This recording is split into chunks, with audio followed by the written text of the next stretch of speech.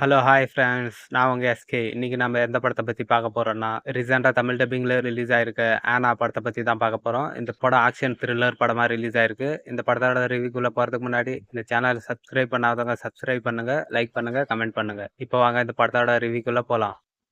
ஆனா இந்த படத்துல யாரெல்லாம் நடிச்சிருக்காங்கன்னா, சாஷா லூஸ், கிலியன் மோர்ஃபி இன்னும் சில பேரெல்லாம் நடிச்சிருக்காங்க.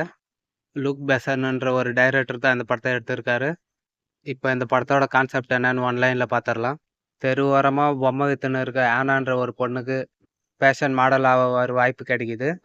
அப்படி மாடல் ஆன பிறகு ரிச்சா இருக்கக்கூடிய ஒருத்தன் கூட பழக்கம் ஏற்படுது. அந்த பழக்கத்தால அவனோட வீட்டுக்கு இவள இன்வைட் பண்றான். இவளும் அங்க போறா. அப்படி அவன் வீட்டுக்கு போன அவ சில விஷயம்லாம் பேசிட்டு ரெஸ்ட் ரூம் போய் வரான்னு போறா.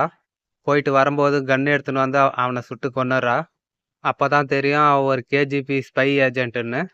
கேஜிபின்னா ரஷ்யால இருக்க ஒரு டேஞ்சரான கில்லர் ஏஜென்சி.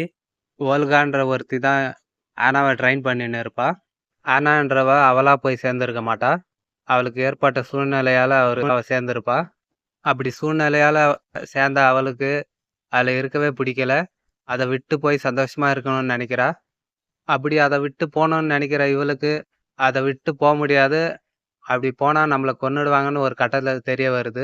இப்படி இருக்கும்போது ஒரு கட்டத்துல சிஐஏ இவளை பிடிச்ச அவங்க இனிமே நீ எங்களுக்காக ஸ்பையா வேலை செய்யணும்னு சொல்றாங்க. இப்படி கேஜிபி சிஐ கிட்ட மாட்டின இவளுக்கு கடைசியா என்ன ஆச்சு, இவ அதுல இருந்து விடுபட்டாளா இல்லையா, இதுதான் படத்தோட மீதி கதை. இப்போ இந்த படத்தோட பாசிட்டிவ் என்ன நெகட்டிவ் என்னன்னு பாத்திரலாம்.